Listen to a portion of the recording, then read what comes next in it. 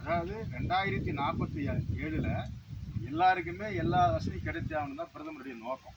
ஏன்னா நம்ம அமெரிக்கா மாதிரி லண்டன் மாதிரி ஒரு வளர்ந்த நாளாக மாற்றியாகும். அதுக்காக இந்த திட்டத்தை 125 நாளாக உயர்த்தி உங்கள் கையில் பணம் போனால் தான் நீங்கள் வந்து உங்களுக்கு இஷ்டப்பட்ட பொருளை கஷ்டம் இல்லாத நீங்கள் வாங்கலாம். பிரதமருடைய நோக்கம் இந்தியாவில் உள்ள எல்லா குடிமக்களும் எல்லா வசதியோடு வாழணும் தான் அவங்க நோக்கம். அதுக்காக தான் இந்த திட்டத்தை அவர் கொண்டு வந்திருக்காரு. இப்போ இருக்கிற அரசாங்கம் என்ன சொல்கிறாங்க, நாங்கள் 100 நாள் வேலையெல்லாம் எடுக்க மாட்டோம், 125 நாள் வேலையை மேலே 150 நாளாக நாங்கள் மாற்றுவோம். இப்போ 319 ரூபா சம்பளம் வாங்குறீங்க. நீங்கள் இதை கரெக்டாக கொடுத்துருந்து ஏற்கனவே கொடுத்துருந்தா 100 நாள் வேலைக்கு உங்களுக்கு ஒரு வருஷத்துக்கு பார்த்தீங்கன்னா 31,900 ரூபா கொடுத்தாங்க. இப்போ இது 125 நாள் ஆனதுனால கிட்டத்தட்ட 40,000 ரூபா கிட்ட ஒரு குடும்பத்துக்கு, அது கணவனாக இருந்தாலும் மனைவியாக இருந்தாலும் கண்டிப்பாக வரும். இதே மாதிரி தான் இந்த திமுக அரசாங்கம் என்ன சொல்லுதுன்னா, ரேஷன் கடையில் போகிற அரிசி பிரதமர் கொடுக்குற அரிசி, இவங்க கொடுக்குற அரிசி கிடையாது. அந்த ரேஷன் கடையில் வரக்கூடிய அரிசியை இங்கே குடோன்குள்ளலாம் வச்சு நெல்லை வாங்குறாங்க. அந்த நெல்லை நம்ம தான் சாப்பிட போகிறோம். யார்? இந்த திமுகவுக்கு ஓட்டு போட்ட மக்களாக்கி நாம் தான் சாப்பிட போகிறோம். ஆனால் அந்த நெல்லை கொண்டு போய் வீணாக்கி அது மழையில் நனைய வச்சு அதை வந்து அப்போ அவங்க குடும்பத்தில் அரைச்சி அதை சாப்பிடுவாங்களா? அதை கடமைக்கு அரைச்சி கரெக்டான டைம்ல கொடுத்தா அது நல்ல அரிசியா வரும். மக்களுக்கு நல்லது செய்யக்கூடிய எண்ணம் இந்த திமுக அரசாங்கம் கிடையாது. பிரதமர் அதுக்கு காசு தர, நீங்க நெல்லை வாங்குறதுக்கு நாங்க காசு தரோம், நெல்லை கொண்டு போய் நீங்க கிடங்குல பாதுகாக்கிறதுக்கு நாங்க காசு தரோம், அதை அரைக்கிறதுக்கும் காசு தரோம். ஆனா நேர நேரத்தில் செய்யணும்.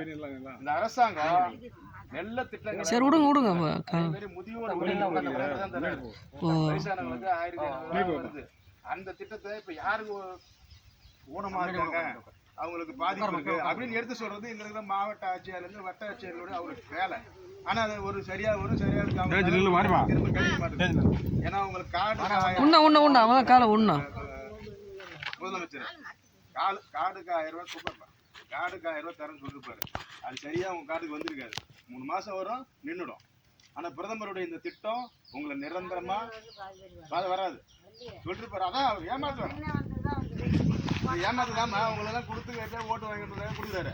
ஆனா இந்த திட்டம் 124 திட்டத்தை இங்க இருக்கிற மாநில அரசாங்கம் எங்க ஓட இருக்கு, எங்க ஏரி இருக்கு, எங்க கண்மா இருக்கா, எங்க கால்வா இருக்கு, இதெல்லாம் சுத்தப்படுத்தினா மழை பெய்யும் போது தடுங்கல்லான்னு தண்ணியும் போகும், நம்ம வீட்டுக்கு தண்ணி வராது.